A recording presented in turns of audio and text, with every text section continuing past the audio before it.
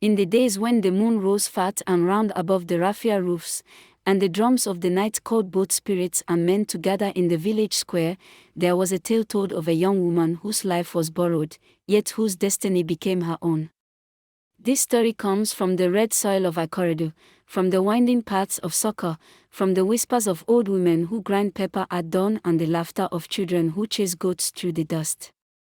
It is a story of freedom, of shame, of hidden wounds, and of courage that bursts forth like a fire that cannot be quenched.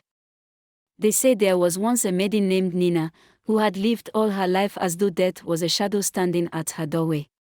Her heart was weak, so the elders kept her close, never letting her run in the fields, never letting her climb the hills, never letting her dance until the drums grew tired. They told her to guard herself like one carries a pot of water on the head, carefully, slowly, with no sudden steps. And because of this, she lived quietly, never knowing the wild taste of the world. But one night, after the spirits of sleep had carried her far away, voices came to her. They told her, "Close your eyes, child, and see what freedom looks like. See yourself dancing until the cock crows, running until the wind itself grows weary, living without fear of sickness or death. When you awaken, you will no longer tremble before life or before the grave." When she opened her eyes, her chest beat differently. For within her now lived not the fragile heart of Nnena, but the strong, fiery heart of another woman, a heart that had belonged to Adesewa, a schoolteacher whose name meant the crown of beauty. Adesewa had been like an angel among her people, not only because she gave life even in death, but because her kindness had been her garment. To the hungry, she gave yam; to the lost, she gave guidance; to the weak, she gave hope. Her heart, still warm with dreams, had been given to Nnena when Adesewa's own journey ended suddenly. It was Adesewa's husband, Obinna, who first came to meet Nnena after the healing. He brought with him a bundle of Adesewa's wrappers, saying that the new bearer of his wife's heart should at least know the woman who had saved her. Nnena touched the cloth, felt the softness of its folds, and tried one on. Yet when her betrothed, Odigon, saw her, he frowned. He told her the style did not suit her, that it belonged to another woman, not her. The people whispered that Nnena was blessed, for her life had been saved and her wedding to Odigon, the son of Pastor Olodil, was already promised. But blessings sometimes carry shadows. For though her body was alive, her spirit began to stir like a bird kept too long in a cage. She felt Adesewa's heart beating, not with silence, but with desires to taste life without chains, to run where the wind blew, to paint her skin with stories, to rise like fire unafraid of being quenched. Odigon did not understand. He saw her restlessness as sickness, her joy as rebellion, her freedom as shame. He feared whispers from the village, feared dishonor, feared impurity. He told her to remain pure for the wedding, to keep her eyes only on the marriage bed that awaited. But Nnena's spirit was stirring, and no man's command could keep it still. At home, the weight of gratitude pressed on her. The elders reminded her that she owed her life to Odigon and his family, that Pastor Olodil's prayers had been the oil that smoothed her path. At meals, the pastor would bless the food and urge them toward holiness. But as his words filled the air, Nnena's heart filled with unease. For though his lips carried the name of God, her soul felt the pricking of thorns beneath his sweetness. When she walked through the markets, she saw tattoos inked on the skins of traders and wanderers, marks of freedom carried proudly. She admired them, thinking, why should the body not carry its own story? But when Odigon saw her gazing, his anger rose. He told her her mind was clouded, perhaps even possessed. He dragged her to prayer, saying only the cleansing of spirits could cure her. Yet the heart within her remembered Adesewa. It remembered another man, once a preacher, who had left the pulpit to live in truth. That man was Obinna, Adesewa's husband, who had abandoned the rigidity of the church to follow the love of his life. And it remembered Adesewa's courage, how she lived boldly, painting murals, running to the rhythm of drums, chasing life without fear. Soon, Nnena crossed paths with Chinelo, who had once shared Adesewa's deeper secrets. From her, Nnena learned of Adesewa's hidden life, the gym where she pushed her body like a warrior, the walls where she painted her heart into colors, the nights she spent whispering love in the darkness. Chinelo told her that on the night Adesewa died, she had left her house in sorrow, carrying secrets she could not speak. Chinelo believed that death had not found Adesewa by her own hand, but by the cruelty of another.